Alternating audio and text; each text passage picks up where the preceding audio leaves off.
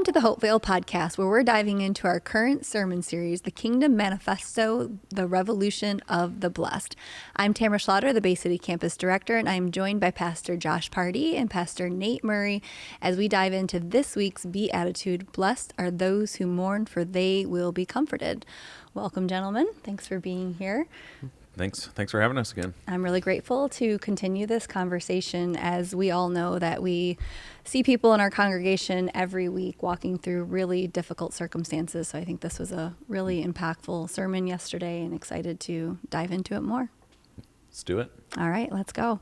You said that in your sermon yesterday, Josh, that you can't receive comfort if you refuse to name what hurts. So I thought that would be a really great place to start. That's a really strong and challenging statement, especially for people who want solutions more than they want sorrow. I think we all would kind of rather move right on to answers. So why do you think it's difficult for people to slow down long enough to name what's broken and bring it honestly before Jesus instead of rushing to fix it or move past it? Yeah, that's a great question. I think there's lots of reasons. I think there's the reality of we just don't like being uncomfortable, right? Like mourning invites us into the dark spaces or the hard spaces or the uncomfortable or whatever it may be. So we like to avoid those, especially depending on our person. I mean, there's different personality types too. If you do like Enneagram work, Enneagram 7s just love to bounce from thing to thing. They don't want to be, nailed down to talking about these types of things. I think, so there's multiple levels to it. There's our personal just response and discomfort. There's realities of, I think, living in a consumeristic society that teach us and train us to create little escapes to avoid anything that's uncomfortable. And I'm not saying all of those are bad or wrong, or having like little moments of escape or pleasure are wrong. I think it's when you use it as a coping mechanism to distract you from the work that actually needs to be done. So the reality is, in our world, right, for the three of us, we live in a world where we're entering in with people in their pain a lot, pain in their relationships, their family, maybe physical pain, whatever it may be. It's a huge privilege to do that, but you need some spaces to be able to like cope with that a little bit, right? So I mean, one of the things I love is humor, like just lightening. Like we can go really deep, and we can get really heady on something, but like just even humor gives like a way to kind of just catch your breath a little bit, right, before going back down. So I think like I'm not just saying all of that is wrong, or you love going and getting a coffee once a week and that's your treat, or I mean, again, there's nothing that in and of itself is wrong, but when it becomes the like, I do all of these things so that I never have to deal with the baggage, with the problems, with the tension, if I always have a way to distract myself, avoid, I think that's where the problem goes. So I think those are like two levels. There's maybe a third level I'll come back to, but I would be curious what your guys' thoughts are as well. I think there's a tension, especially when you're dealing with somebody else's mourning, because you do so desperately want to help the person that you don't know what to do, and you quickly want to move them out of it because you don't want to see somebody that you love hurting, and so you want to help them along because you want to do something for them, and we're just not taught how to do that. We're not taught to sit. I said last week that I've never heard a sermon series taught on the Beatitudes or really on mourning, and I've been saying for a long time we need a class about helping people through grief, not just dealing with our own, but helping people around, because people, they tend to say really stupid things that are actually more hurtful, I think, when somebody is grieving than helpful, because they're trying to help, but they don't know what to do. And so we just try and move quickly to pull them out of it. Yeah, that is a great space, just like little commercial here, where we do have Grief Share, which is, gives us some of those tools and resources to kind of navigate some of those things that I would encourage anyone listening along who finds himself in that spot to look into that. But. Yeah. I think we're also, I think we're really bad at feeling anything. I think busyness becomes a form of like emotional avoidance. And I think it's not just grief or mourning that we're bad at feeling. I think we're bad at feeling anything. Mm-hmm. I think, like, when I think of David, I think one of the best things about him was his ability to feel. And you see that in his Psalms. You see that in his life. He felt deeply, and he really felt what he felt. And I don't think we're good at that. And I think the things that govern the world we live in are designed to keep us from feeling things and to keep us in a state of numbness. Mm-hmm. And if we are kept in a state of numbness, I think we're easier to control. I think we're more consumeristic. We're more likely to buy things. So I know, like, part of my journey over the last year has been learning to feel, like, and there were certain emotions that I had labeled as bad, and I had developed habits of avoiding those bad feelings. And what I've learned is just the discipline of, like if it's loneliness is not fun, but you can just feel lonely. We don't tend to want to feel lonely. We feel loneliness coming on, and so we want to fix it instead of just sitting in it. And grief or mourning is the same thing. I think we're also bad at feeling what we would label as positive feelings too. I think we rush through those also. And so David is an example of one who would grieve and mourn and lament, but yet he also would, exalt, and he would express these incredible positive, what we would label positive emotions too. So I think that's like a deeper level of it, is we're just not good at feeling. And then especially as believers, we're not good at allowing Jesus to meet us in whatever that feeling is. So if it's absolute joy, like allowing Jesus to meet us in that, or if it's the depths of sadness, allowing Jesus to meet us in that. But there's two things we're not good at there. We're not good at feeling, and then not good at letting Jesus meet us in it. That's what I really appreciate about your story yesterday, Josh, of how your mom walked you through that scenario to confront what you had done wrong, because a lot of us have not been taught that way, or don't know how to parent our kids that way. And, I don't know who's ever heard the saying of, what are you crying for? I'll give you something to cry about. Kudos to Mrs. Pardee. I'm seriously. Maybe she can come teach a parenting handled class. that like a pro, like an absolute pro. Yeah, I think I said it in the sermon of just, that was 30 plus years ago, and it still sticks with me, right? Yeah. So, and I just want to clarify, speaking of humor, I want to clarify. So you were stealing quarters, yeah, right? One at a time. Yeah, there were multiple. If we want to go back to the playbook or like the scene, there were multiple like coffee cups mostly that he had set around that had quarters in it. So I'd go steal from a couple every. I just wanted to point out the intricacy of your scheme. Oh yeah. Yeah. Because this, if my math is right, and I'm not good at math, but if my math is right, this is something that unfolded over the course of a month or two. This wasn't like a single, a couple weeks. Yeah, behind the scenes. So my parents are missionaries, and so that required my dad to go raise support, and we worked at a camp, so he would go around at that time to colleges and recruit people. So he would basically be on the road in the Midwest for about a month to 5 weeks or something. So we would go base at my grandparents' house. Yep. So it was over the course of a long. Yeah, it was a long play.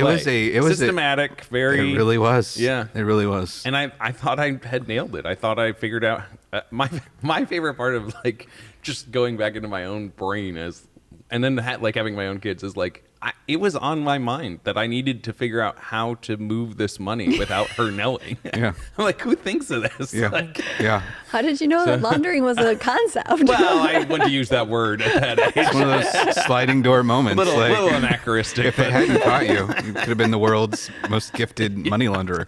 So from thief and liar to senior pastor, right. Proof that God can use anyone. All crooked sticks get used in the kingdom, as we say. Another great reference to a former series. You did that yesterday too, referencing everything sad, untrue, which would be, if you're struggling with the mourning concept, would be another great series to go back and take another listen to. Yeah. So what happens spiritually when people refuse to tell the truth about their own pain? So if we're refusing to do this and name it, what's the spiritual danger there? Yeah, I think stagnancy and being stuck and continuing to live in a place maybe where you're not comforted, right? Like where there's uncomfort, or where there's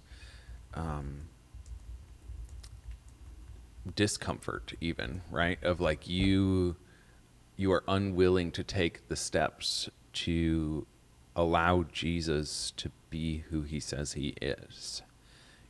You know, as I think about that, I think of, and this is where I think Jesus is just so deep in all of his teachings. And I don't know if, like, again, this is so contextual to my experience, but as I think back to my own life, of the way I just understood all of faith was like, it's basically like, you know, do you trust Jesus as your savior? Do more good than bad. God's kind of mad if you do bad, all of those sorts of things. And like the deep, mature people are the ones who kind of follow all the rules and maybe even like protect all of the rules. And part of my transformation over the years has been to go to,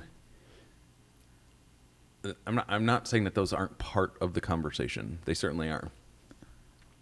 But what I see Jesus doing here is him saying,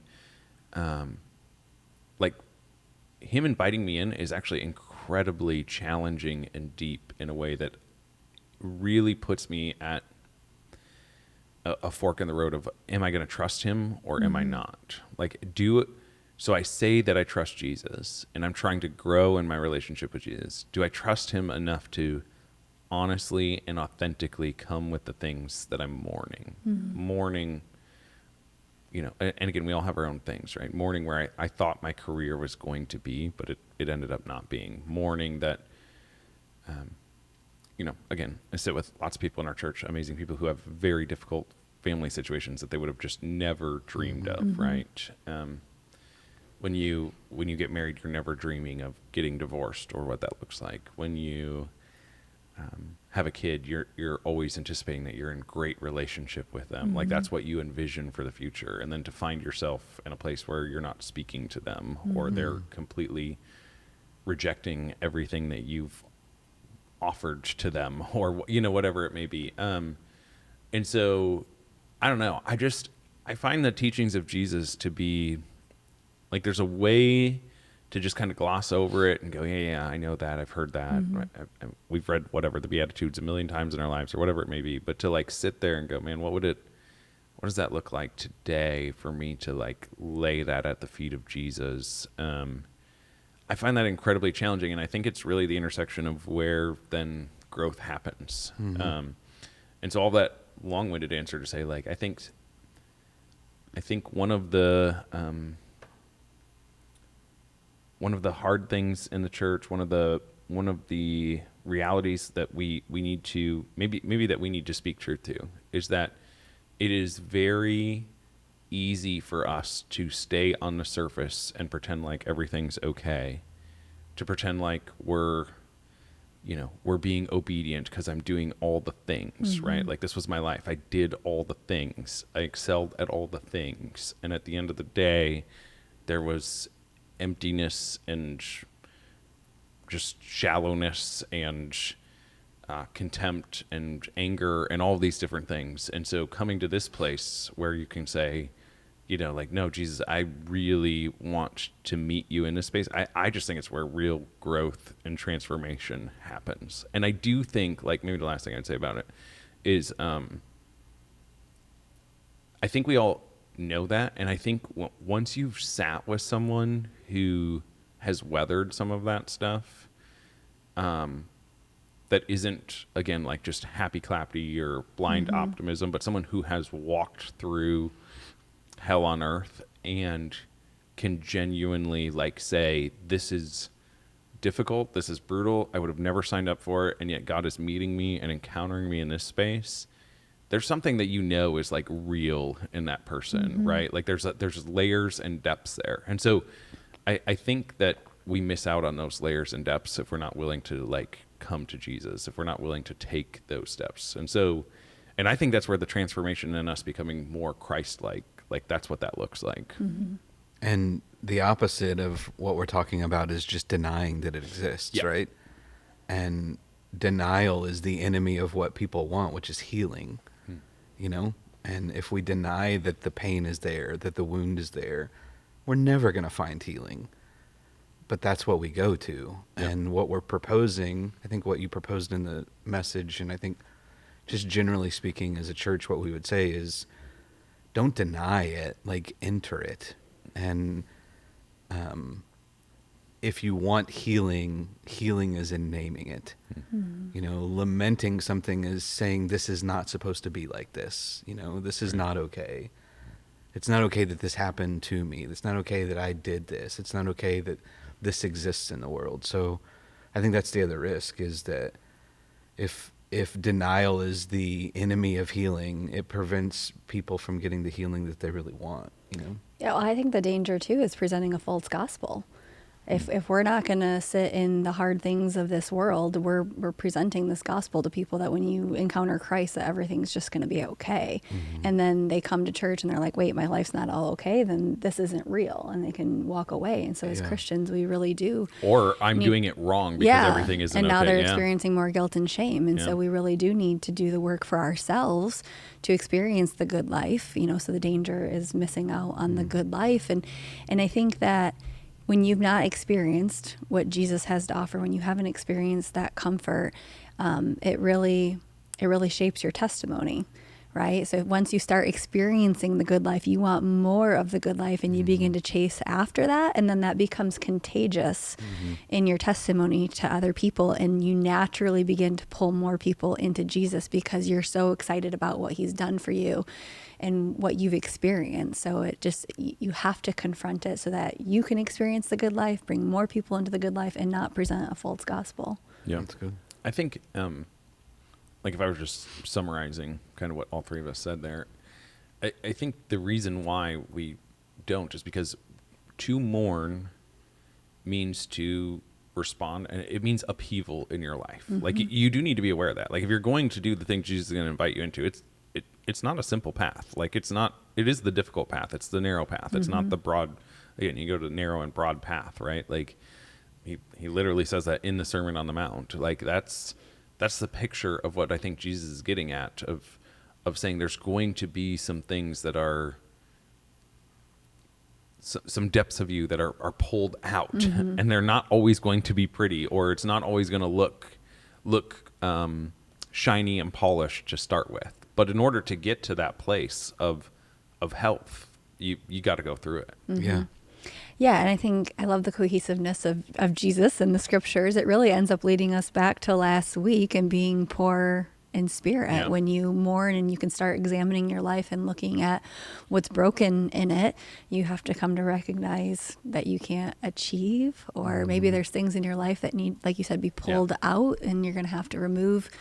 So it kind of reveals our desires of, do we really love the things that God loves, or do we want to love God but still do life our way? And if we go down that road, the things that come to my mind, thinking back to last week on like coming to God with open hands, if I'm really mourning something, if I really enter into it, there's two key things, I think. One is I have to admit the areas of it that I'm culpable, like that I may be responsible, and that I owned something, that I did something wrong. That can be really, truly hard. And then the other part is that we have to realize that we're not in control. And I think those two pieces, like the different situations you listed, the different situations I'm walking with people through right now and I have in my own life, it's like that those two things stand out so much, that there's areas I have to admit, I have to confess, I have to grieve my own sin and my own involvement in this, but then I also have to realize that I'm not in control. And you talk about churning up the hard stuff in you, like, because then once you admit that about one thing, then all of a sudden it's like, wait a second, I'm culpable in a lot of things, and I'm in control of almost nothing. So yeah, it ends up being a hard road. I didn't mean to interrupt you. No, that was great. I love that.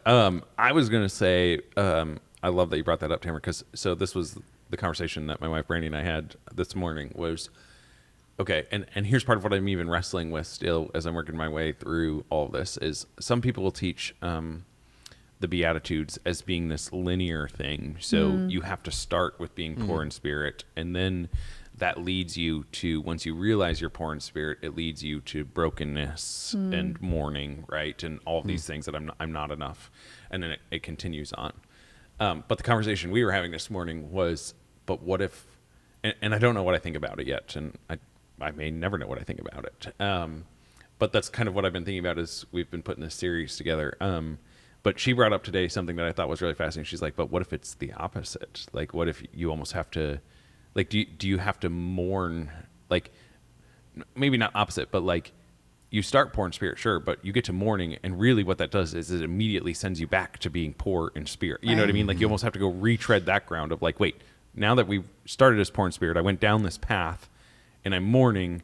But now that I'm mourning, I need to really reconsider how I'm poor in spirit. Like it kind of almost sends you back to retread that same ground. Anyways, it was just, I love that you brought that up, because that was the conversation we were having this morning about it. But well, and I agree with you about there maybe not really being an answer, because we can't put Jesus in a box, and I don't think he works in a linear way. He meets people where they're at, and so he's going to meet us with whatever beatitude we need to hear first, and they can work in forwards and backwards and zigzag and take us back to another one. I mean, I think that's the beauty of Scripture, is that every lesson that I feel like I've learned in my walk with Jesus, I've learned again. Like every time I think I've learned a lesson, he keeps bringing them all back around and just taking me a little bit deeper each time. So I don't think we can ever come to a place where we're like, oh yeah, I fully have that. Like Nate, you at Staff Chapel this week, you brought us a whole list of things to work on and asked us like, which one is sticking out to you? And I'm like,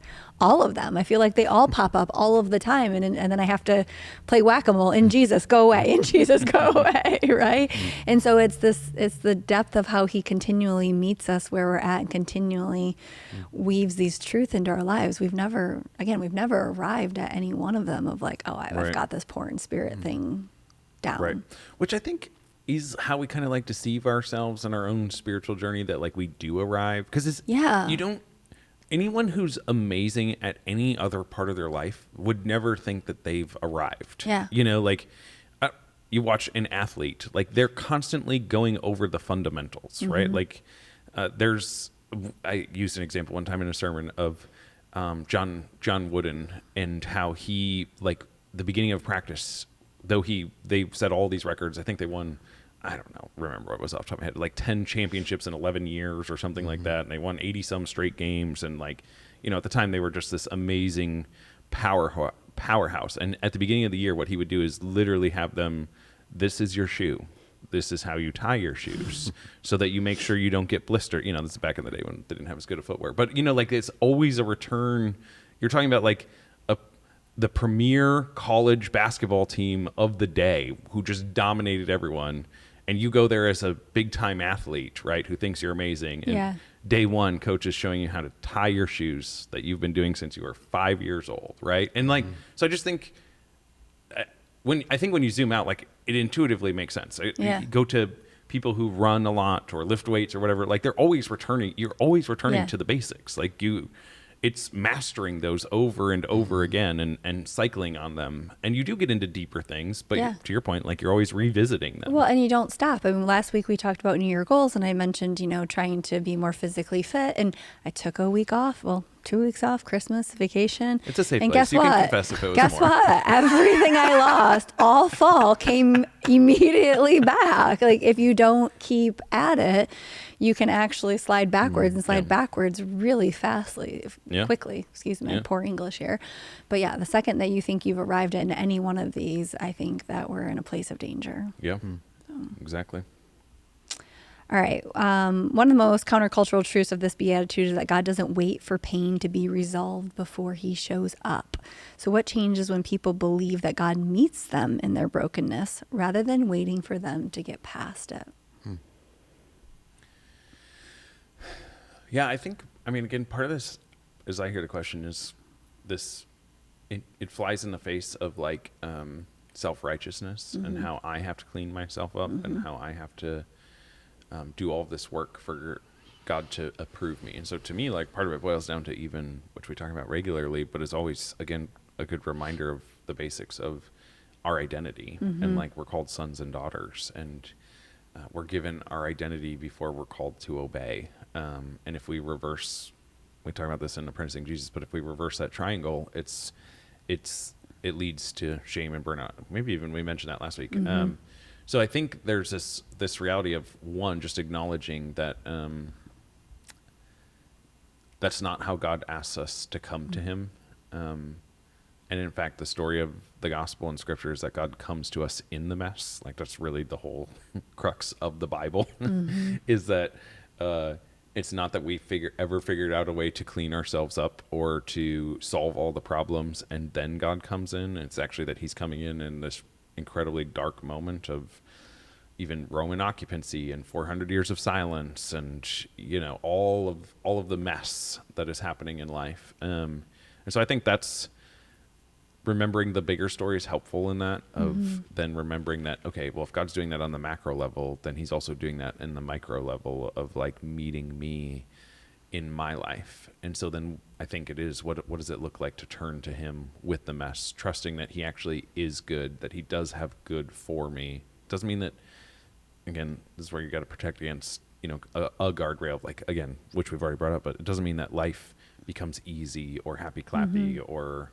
all of those things. That's not what we're saying. But we are saying that you can, I think, turn to God in the brokenness, in the mess, and he will meet you. So, it reminds me of an example would be, there's different types of parents out there, right? And I don't know where you all fall on this, so you can push back on it. But and I'm not there. I haven't arrived yet, so who knows? Maybe I'll change where I'm even at. But I think there's sometimes parents who lead so strongly or authoritarianly, to paint it like negatively, I don't want to overstate it, but just trying to give us a picture here, that their kids get involved in things, and then they feel like they can't go to their mom or dad when they actually are in these moments of crisis, or they put themselves in bad situations, right?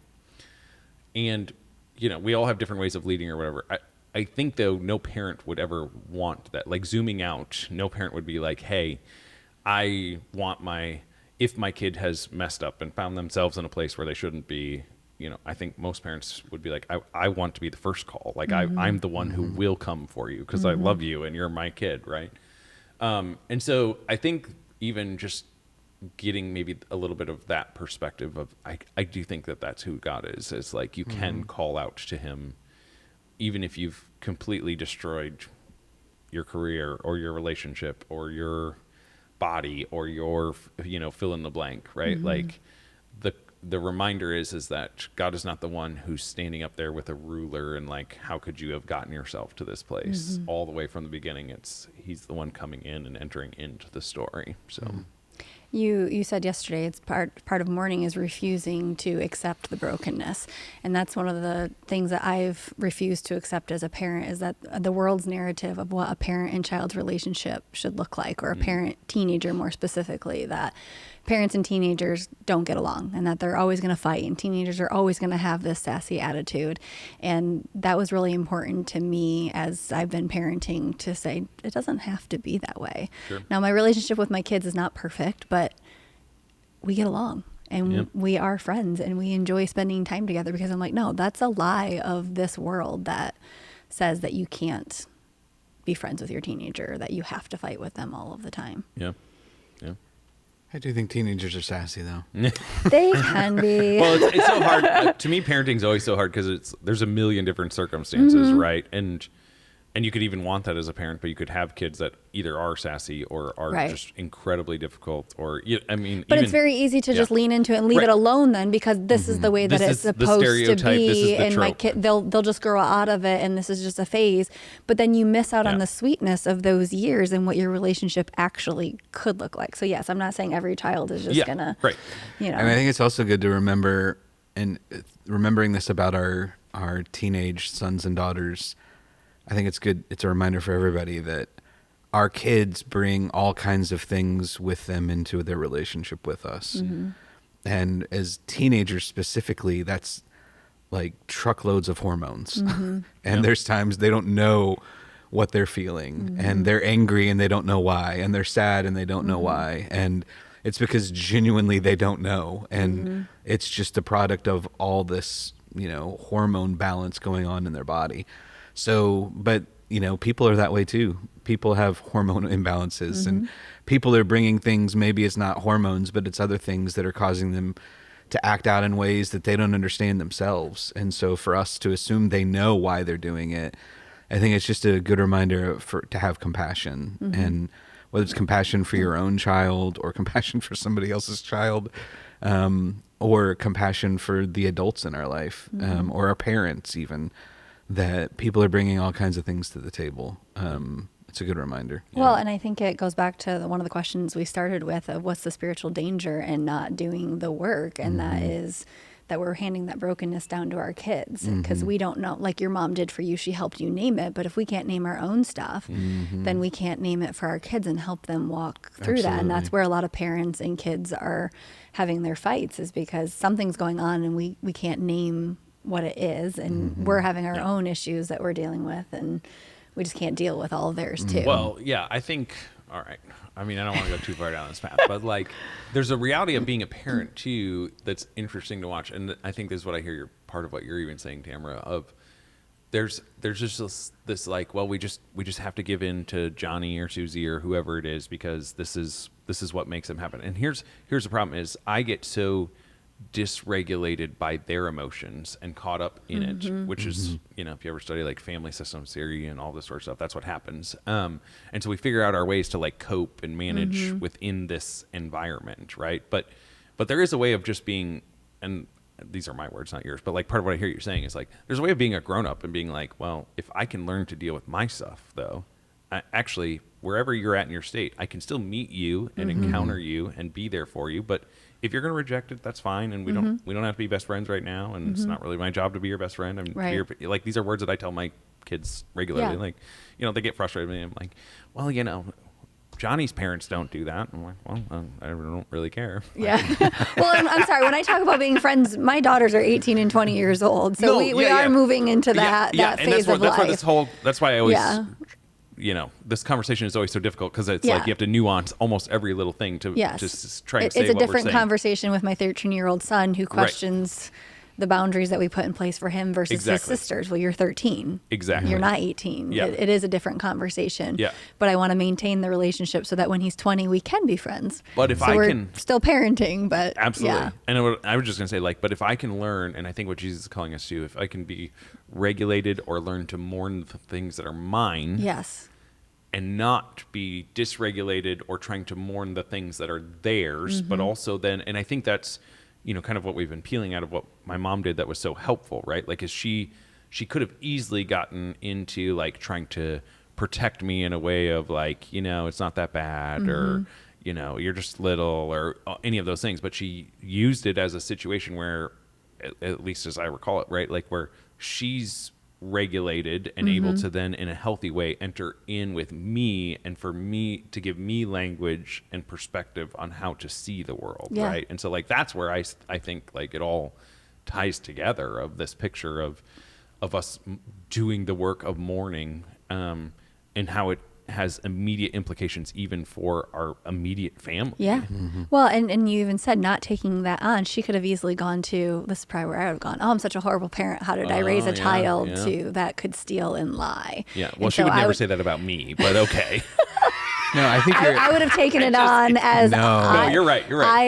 I'm a bad parent if my child did that, and so now I'm taking it all on myself.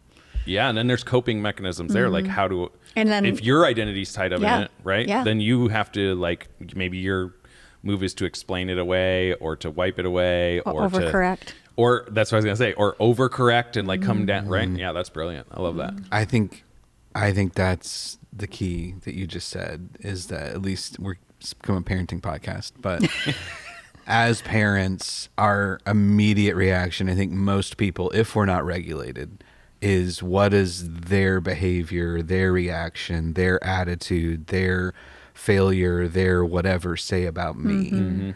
And I catch myself in that state often. And I think the enemy, it's fertile ground for the enemy to destroy and steal and kill. And so I think that's one of the keys is mourning, maybe mourning the state that your parenting is in and coming to it from a place of faith. And that's one of the things I love about the way we're presenting mourning is that mourning is an act of faith. Mourning is not just something that happens to you.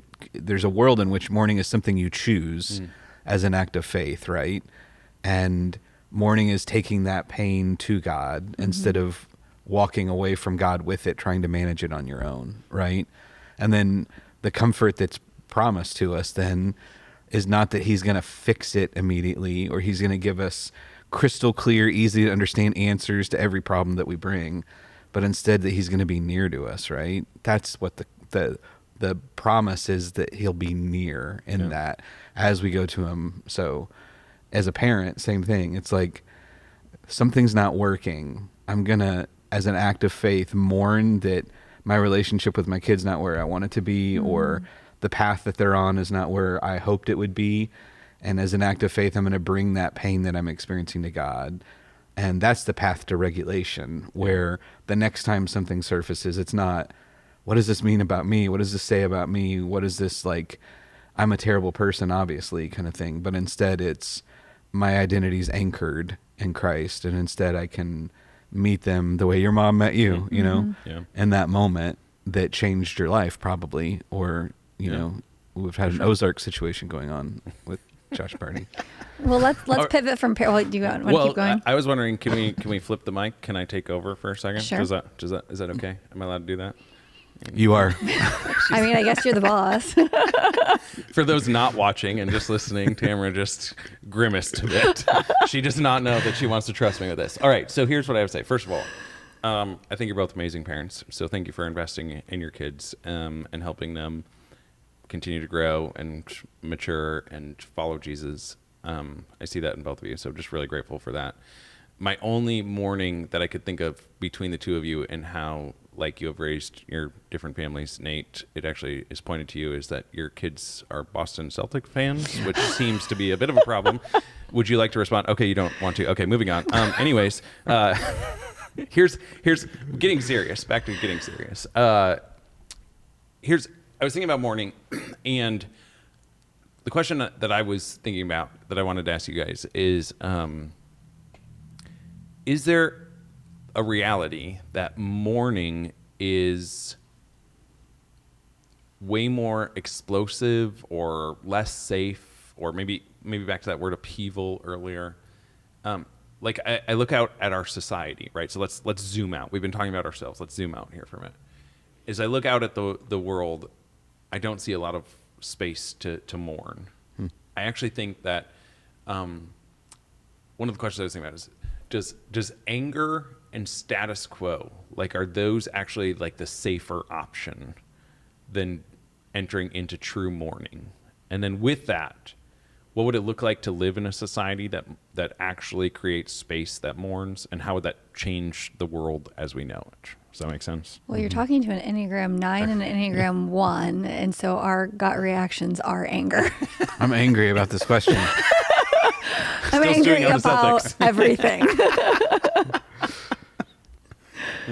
No, that's a really deep question that warrants like a thoughtful answer. I think Tamara, what do you you asked a lot of questions, and I immediately thought about, well, yeah, you're talking to two people who our initial reactions are anger. So can I say that that's for the whole world? I don't know, but I think, well, two things. One, I think anger has its place. Yeah. And I think there are situations in our world we should get angry about. But for those of us who feel... Okay, let me change the word. Yeah. I think you're on something. Not anger, outrage. Outrage, okay. So not like a righteous anger, but we live in a world that's clickbait, outrage, reels, social media posts, yada, yada, hot takes, that type of culture that I'm talking about.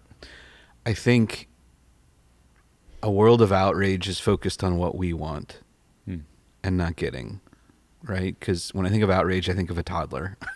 And we see toddler behavior all the time with grown adults in different ways. And if I'm focused on what I want in this world, outrage is completely natural and normal. But at least as believers, I think your question was what would happen if we created space for that. I think the world would look a lot more like the kingdom. Because I think in the kingdom, there's more space for consideration of what we see not working, but then ultimately what we know God wants and is working to restore things to. And so, yeah, we definitely see way more outrage than we do mourning, because mourning creates that space. Outrage allows for quick responses and sound bites. Yep. Mourning doesn't, I think, yeah, if there was more space for us to respond and to think and to grieve and to mourn, whatever the situation is that's going on, I think that's the path to the kingdom, versus what we have, which outrage leads to death. That's what outrage leads to. It either leads to this impulse for revenge. It leads to the fruit of death. That's what outrage leads to.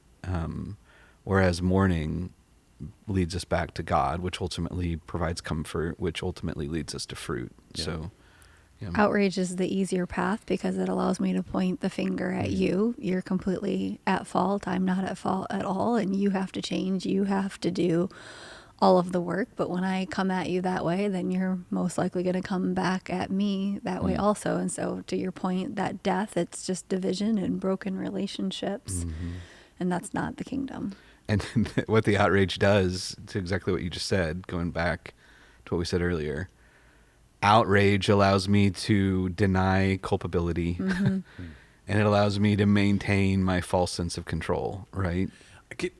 I mean, I think it's even more than that, actually. As you said, it's not even deny, it's a holy righteousness that I get to present myself and posture myself as, see, I'm the one who's doing it right? Yeah. Like there's almost this Yeah. like, and this is what I feel like I want to touch on, of like in society is I want us to be culturally aware of our moment, that it's this reality of not even just I need to find fault in you, but I need to prop myself up to show that I have been, led in, I'm the one who's going to lead us in the right way, or whatever it may be. Like there's a holy, just self-righteousness that comes in all of it. Yeah. And what would it look like if we could admit that maybe we're both a little wrong? Yeah. Or, yeah. Maybe we can both be a little wrong and both be a little right at the same time. Yeah. And how do you get, this is where I just think like, and it would be interesting, like, how do we get to that place? I don't know that I certainly don't have like 3 bullet points. Well, here's what we do.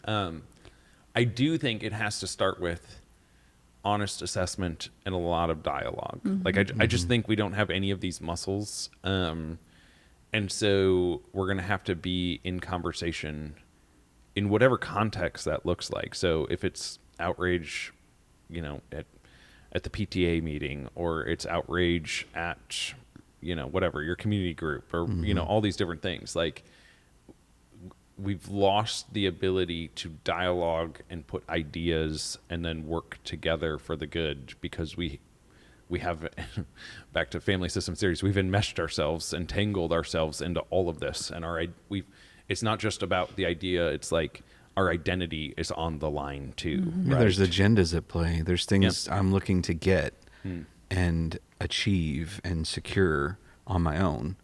And so anything that happens becomes an opportunity for me to further my agenda. So I think the first thing is to examine our agendas and examine what are the things we're aiming to get out of this. And are we aimed at the kingdom of God and seeing the restoration that only God can provide? Or are we aimed at something else? And then I also think, there's situations going on in our world. I don't know how deep we want to get into them, but there should be a space in which we can agree on some small things, that when something tragic happens, it would be better if this had not happened. This is leading to brokenness for a lot of people on, any issue that comes up in our world. There are times we should be able to say, it would be better if it wasn't like this.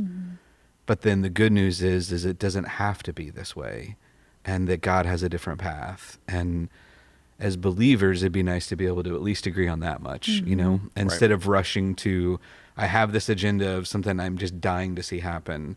And now this is unfolded, and it feels to me like a softball where now I can further my agenda instead of just saying, I don't see this as a tool to accomplish something. I see it as something that's evidence of a world that's broken and needs the restoration that only Jesus can give. That would be a great place to start instead of what we often see. Yeah, I agree. I agree. It's beautiful. Did we answer your question? You did. That was great. Great job. Okay. A+ all the way around. I have one final Okay. tough question. Oh no. Here, you know, we're focusing on mourning our own sin, and that is definitely where we should be starting, examining our own lives instead of pointing the finger. But there is a reality of people suffering severe injustices at the hands of other people. So what do you say to that person when they don't feel like they've received justice? I'll say something how do that's you- like Josh can take it a little bit deeper, but on Yeah. the surface, if you're in a situation where you are suffering at the hands of someone else, the first step is you don't have to stay in that situation. So if you're in danger, if someone's hurting you, step one is remove yourself from that, Yeah. if at all possible. And there are resources available to you that we would love to walk that road with you. Yeah. So that's step one. Yeah. I almost said that's an easy part of it, but it's not easy. But that's like step one is remove. Yeah. But So then from assuming there, you've been removed from the situation and maybe it's even been years have gone by, but justice, like maybe even legal justice hasn't been served. How do you still find healing if that's the case? Yeah. I mean, I think a couple things. One, that's where the practice of being able to learn what it means to mourn and to name that. So it's a little bit of a hypothetical, which is there's a million different ways for people to take this. But I think like being able to speak that injustice, because maybe we're not at that place, or we just know that we're hurt, but we don't know what the injustice is possibly. I think a lot of this is the act of faith and trust that God will comfort you. And I think that comfort can be his nearness now, and it can be in part now. So we would talk about how we live in the already not yet kingdom of God. His kingdom is here and it's available. So you can already experience his nearness and healing in some of those areas. It might not be till the fullness though, until the next age. And really that's a trust in God's, these are like kind of theological terms, but in God's providence, right? That he's actually the one who's in control, and also an active trust in God's justice, that he will bring about ultimate justice.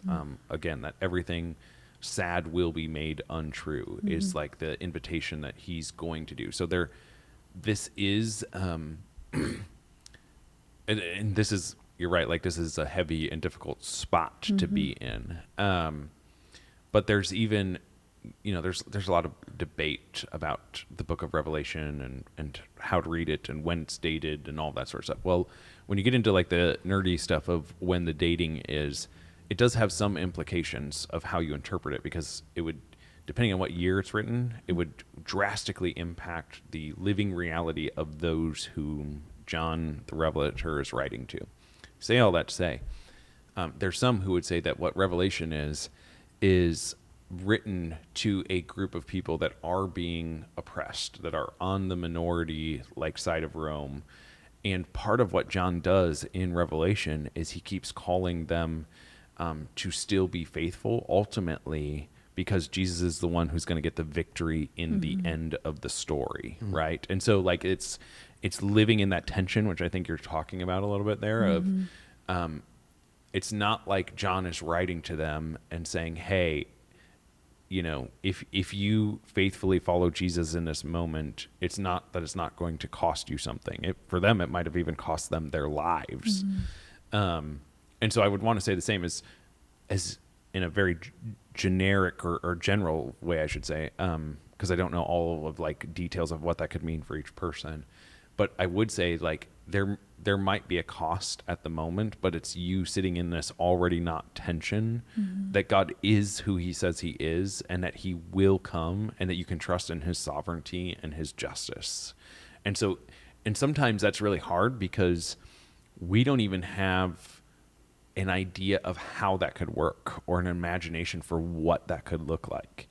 And so some of us, we hear that and we're like, okay, I have a pretty good idea of what God would have to do to get us there, right? But sometimes you're in situations where it's just like, I don't even know. And I think like that's the part where the kingdom wants to meet you, as difficult as that is. And that's where the longings or the hopes or the pain or the suffering or the brokenness or the hardship or whatever that's been even unfairly put on you in this scenario, the good news of what we would hold to is that God still does encounter you there, and he will make it right in the end. But that's a difficult spot to sit in for sure. And in the meantime, mourning isn't losing hope, Yeah. you know? Mourning is putting your faith in someone strong enough to hold your pain, you know? It's taking your pain to God, not running away from him with it, but taking your pain to God and knowing that he's strong enough to hold your pain, even as you wait for justice, even as you wait to see things righted that have been wrong. It's not the loss of hope. It's actually, to me, it's gaining hope. As you take that pain to God, I think he can carry some of that pain. He can carry all of it if you let him. But there's hope in that, you know, that the one that can hold my pain will bring justice. Even if it's at the renewal of all things in the end, justice will be had, and I can place my hope there. You know? I think, just what I hear you saying there is mourning is hope in the rawest of forms sometimes. Yeah, for sure. And for me, it brings gratitude also. Not that I'm grateful. You kind of touched on this yesterday. I'm not really grateful for any of the difficult circumstances that I've walked through, but ultimately they make me more grateful for what Jesus came and did and what he's coming to do, because I know that it's in agreement with him that this really should have never happened. We really shouldn't have suffered these difficult things. People ask why, and it's like, well, that wasn't his intent. He didn't want these bad things happening, but because of our own sin or the sin of others, we are walking through them. And so I'm even more grateful that he chose to step down into our world and to correct it, and that he's ultimately going to correct it. Yeah. That's really good. Final thoughts? It's not easy being a Celtics fan. Narrow is the road. Oh my gosh. We had such a great conversation.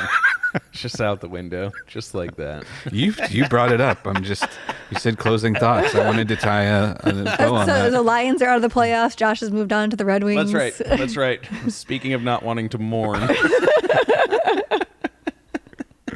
Got to find some good news in the sports world somewhere, you know? A little funny. All right. Well, thanks for the conversation, guys. We will see you all next week as we continue this conversation with the Revolution of the Blessed.